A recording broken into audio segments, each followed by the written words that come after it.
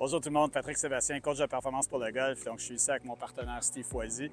J'ai une question aussi aujourd'hui pour Steve. Steve, j'ai fait des changements à mon élan aujourd'hui, dans les dernières semaines pour aller chercher un petit peu plus de... Je vais me sentir plus constant, me sentir plus en confiance.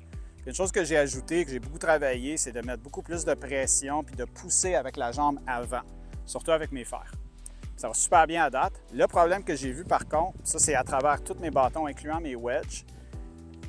Quand je pousse avec la jambe avant, j'ai tendance à faire monter la balle beaucoup plus haute, qui n'est pas mauvais. On aime ça quand la balle va haute, mais ce que j'ai remarqué, moi, un coup que j'aime beaucoup, c'est de pouvoir contrôler la trajectoire. Je sens que j'ai de la difficulté à contrôler ma trajectoire avec tous les bâtons dans le sac.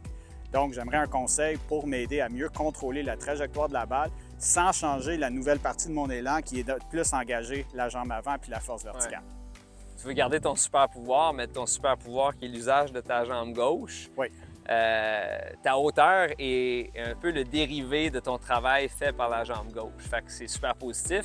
Oui. Mais il y a moyen de continuer à faire le même usage de la jambe gauche, mais d'ajouter des principes qui vont réduire le loft, donc l'angle du fer, au moment du contact et conséquemment t'aider à frapper la balle sur une trajectoire un petit peu plus perçante. On peut considérer ça un stinger étant donné que tu as un fer long présentement entre les mains, donc ça peut se faire lorsqu'on veut approcher un verre et garder la balle sous le vent, mais ça peut aussi se faire depuis un terme de départ quand tu as une allée qui est plus serrée et que tu veux assurément terminer dans la pelouse coupée courte. Donc, quelques morceaux à considérer là-dedans qui vont peut-être te faire déroger de ce que tu fais de façon conventionnelle pour un coup normal. Mais gardons en tête qu'on ne veut pas perdre ce sur quoi tu as travaillé dans les dernières semaines. Première chose que je te suggérerais, c'est pas pour enlever des 1000 à l'heure, c'est plus pour te rapprocher de la balle et t'aider à mieux couvrir, être plus centré au-dessus de la balle, ce serait de réduire la longueur du bâton légèrement. On va le couper. Le ressenti de cette façon-là va peut-être différer de l'accoutumée parce que le bas de la prise, à moins qu'on ait altéré la poignée, c'est plus bas dans le bas. Et c'est là où certains joueurs de haut niveau, et même toi-même dans le futur, tu vas peut-être considérer changer les épaisseurs de collants qui sont sous la prise pour t'aider lorsque tu décides de baisser les mains, d'avoir un ressenti similaire à un coup conventionnel. Okay. Ça, à suivre. Okay. Deuxième chose, on veut, puis ça c'est un principe assez universel dans la pédagogie, c'est que si la position de balle avec ton fer 5, puis on va y aller en rhétorique, où est-ce que tu places la balle en général par rapport à tes pieds pour un coup standard? Pour mon fer 5, j'irais normalement, si on divise en tiers, je dirais le premier tiers. Okay. Dans la portion avant, légèrement à aligné au milieu, puis là, tu sais, milieu, mais entre le milieu puis mon pied avant. D'accord. Donc, si on décide d'altérer ça et de reculer la balle, c'est-à-dire de l'amener davantage vers le micro ou vers les boutons de ton polo, ça serait une bonne chose à considérer. Donc, bâton qui a été réduit en longueur, ça te rapproche de la balle. La position de balle, elle a reculé. Au niveau de ton élan arrière, te connaissant, tu n'es pas quelqu'un qui déporte le corps beaucoup vers la droite, mais gardons en tête que pour un type de coup comme celui-là, le stinger, on veut vraiment rester centré depuis la vue de face. On ne veut pas que le haut du corps s'en aille trop vers la jambe droite. Donc ça fait déjà partie de ton ADN de golfeur. Donc ça, on le maintient. Bien stabiliser mon pied arrière. Oui, mais de garder le haut du corps pas mal centré au-dessus de ta base de soutien. On ne veut pas que le haut du corps et la casquette dérivent un petit peu vers on ne veut pas ça. Exact. Pas trop de déplacement latéral avec le haut du corps. Donc, bâton pris court, on pivote un peu plus centré, on a reculé la position de la balle. Donc ça, ce sont des modifications qui sont dites statiques. Donc, je t'inviterai à frapper un coup, à intégrer ces trois éléments-là. Bâton pris plus court, sans changer le reste. On se fie simplement à des modifications qui ont été apportées avant le mouvement. On verra qu'est-ce que la trajectoire de balle nous donne. Donc, bâton pris plus court, ça nous rapproche de la balle. On a reculé la balle dans la position des pieds, puis on garde en tête que le pivot du corps va se faire très, très face à la balle.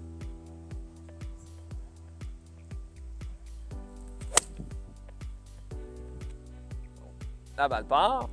Est-ce que imagine que je ne te connais pas du tout, est-ce que cette trajectoire de balle-là, avec un fer 5, est plus perçante, plus plane qu'à l'habitude? On est allé chercher la variable, on a descendu de quelques étages. On va ajouter un morceau, étant donné que tu es quelqu'un qui absorbe l'information rapidement, on va la mettre à profit justement dès ce prochain coup-là. On va conserver les éléments qu'on vient d'ajouter. Bâton plus court, la position de balle légèrement reculée, le pivot il est centré. Là, on va ajouter un petit peu de modification à la façon dont tu livres le bâton à la balle et comment tu te dégage de la position d'impact. Donc, la jambe gauche peut travailler de la même façon, mais je vais te donner un repère qui implique un peu plus la relation tête de bâton et poignet. Donc, si tu te places normalement, normalement pour un stinger, position de balle reculée, le bâton un peu plus court, de là, lorsque tu vas faire ton élan, j'aimerais que tu ressentes que quand le bâton va rejoindre la balle, que la poignée va tourner autour de toi et non la tête de bâton. Donc, on va laisser la poignée dicter l'arc autour de toi. Donc, peut-être est-ce qu'on peut avoir un ressenti de dégager plus à gauche avec un peu une mentalité de fade. Un fade étant quelque chose qui ferait pivoter la balle légèrement vers la droite. On va ajouter ça. Donc, on garde les mêmes premiers éléments.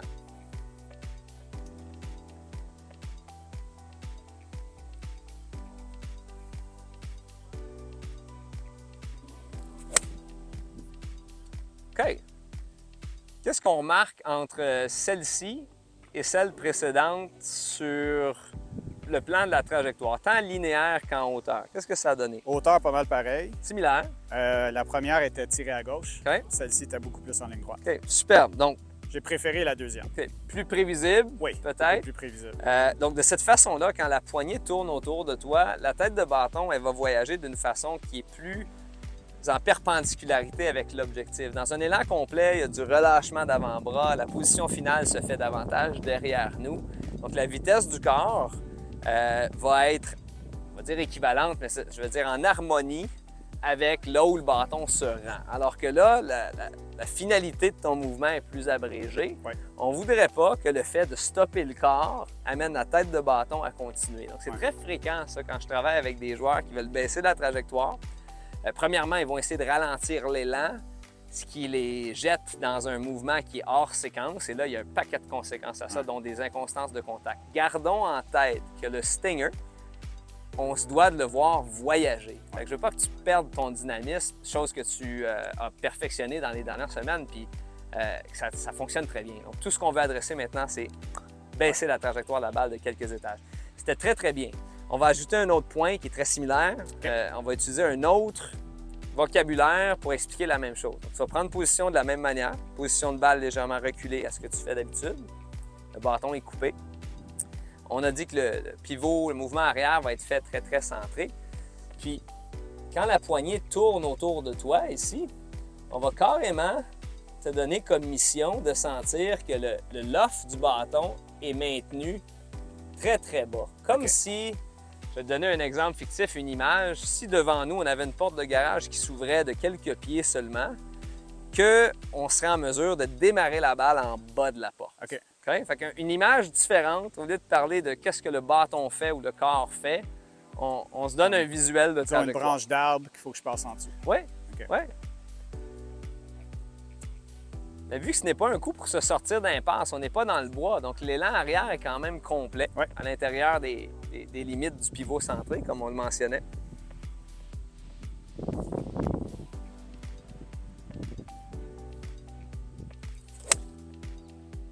Magnifique. Et si on fait usage de la technologie Top Tracer, qui nous donne une rétroaction phénoménale très rapidement, on peut aller dans l'analyse plus poussée, mais quand on est au champ d'exercice puis on veut voir si notre travail porte fruit, la quantification d'informations n'est pas à négliger, surtout depuis les quelques dernières années, la dernière décennie. Connaître la science d'envoi de la balle, c'est quand même important.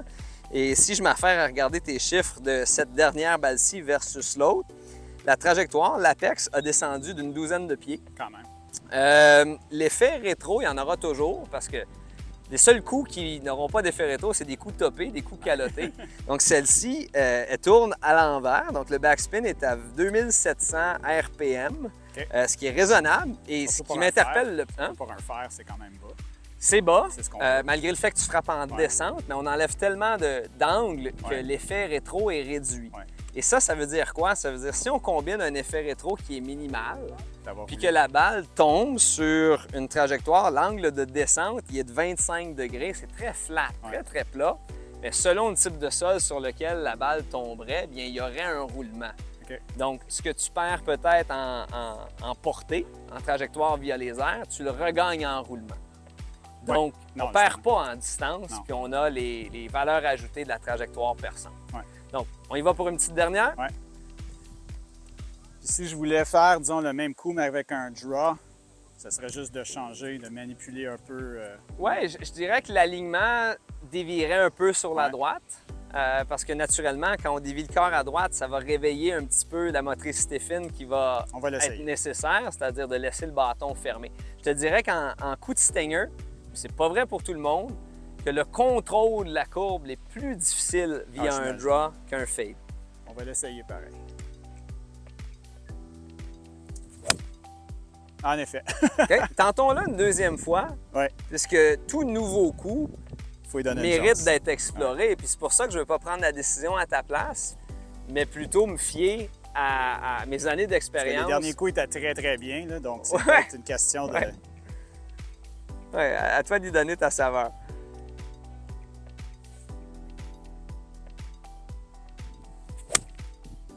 OK. Fait que la courbe est maîtrisée. La courbe est là, mais beaucoup plus difficile à contrôler. Je dirais que la trajectoire est encore plus basse encore. Ouais. Mais en bout de ligne, à quoi bon frapper un stinger qui est un coup de bouée de sauvetage dans le but d'atteindre l'allée alors que la courbe nous Si amène on à ajoute une l'extérieur? courbe qui pourrait nous mettre en trouble. N'importe quel coup qu'on pratique à haut volume, on va finir par mieux le maîtriser. J'ai juste l'impression C'est que sur ton le seuil de terrain, réussite, est-ce que ça vaut la peine de l'essayer? c'est plus souhaitable. Donc, On aime mieux la première version, qu'on contrôle plus la face de bâton. On pense pas trop à la trajectoire, c'est plus l'impact qui est important. exact. Donc, on met des paramètres qui vont réduire l'angle du bâton au contact, position de balle plus reculée qu'à l'habitude, pivot de haut de corps centré, Regardez la poignée tourne autour de du toi. corps. Ou la porte de garage comme image. Magnifique. Comme ça. Et garde en tête que tu peux t'exercer à frapper ces coups-là avec pratiquement tous les bâtons, incluant le bois numéro 1, pour justement t'aider à sécuriser surtout la trajectoire directionnelle. On parle beaucoup d'auteur, le Stinger est reconnu pour la trajectoire plane, mais le but de tout ça, c'est d'amener la balle dans la pelouse coupée courte. Donc, avec un fer court pour jouer un coup perçant en deçà du vent, c'est utile. Un bois numéro 1 sur un tee qui est réduit en hauteur pour contrôler la direction. Les fers longs et les hybrides. Les hybrides ont été tellement conçus avec un centre de gravité reculé pour lever la balle que c'est impératif qu'on mette ces morceaux-là en place pour être capable de baisser la trajectoire de quelques étages. Cool. Merci, Voilà. Steve.